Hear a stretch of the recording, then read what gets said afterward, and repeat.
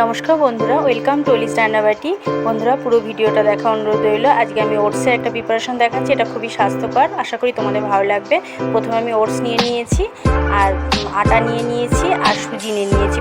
আর ওটসটাকে এইভাবে আমি 1 কাপ নিয়েছিলাম, সেটাকে আমি গুঁড়ো করে নিয়েছি মিক্সার জারে। আর সুজি 1.25 কাপ, আর 2 কাপ আটা। এরপর লবণ দিয়ে নিয়েছি, আর দিয়েছি কাঁচা লঙ্কা কোচানো, পেঁয়াজ কোচানো, আর গাজর গ্রেট করা, আর নিয়েছি ক্যাপসিকাম গ্রেট করা। এরপর আমি জল দিয়ে দিলাম।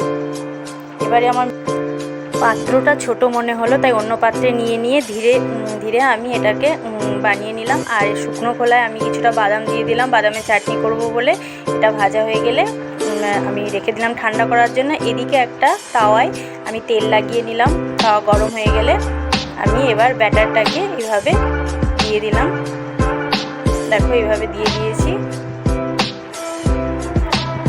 1 মিনিট মতো রেখেই এক সাইড আমার হয়ে গেছে। এরপর আমি উল্টে দিলাম। দেখো, এইভাবে উল্টে পাল্টে নিলে একটা খুব সুন্দরভাবে তৈরি হয়ে যাবে এটা। এদিকে কড়াইয়ে তেল দিয়ে কারি পাতা, সর্ষে আর শুকনো লঙ্কা ফোড়ন দিয়ে আমি বাদামের পেস্টটাকে দিয়ে দিলাম, আর লবণ দিয়ে এটাকে ফুটতে দিলাম। বন্ধুরা, তোমরা হলুদও দিতে পারো, আমি আর কিচ্ছু দিইনি। এটাই খুব সুন্দর হয় খেতে। আর সামান্য মাত্রায় 2-1 দানা চিনি, দারুণ খেতে হয়। এরপর আমি দেখো বানিয়ে ফেলেছি, আর আশা করি তোমাদের ভালো লাগবে। খুব নরম আর সুন্দর একটা রেসিপি, সকলের ভালো লাগবে, স্বাস্থ্যকর একটা রেসিপি। ধন্যবাদ সবাইকে ধৈর্য ধরে দেখার জন্য।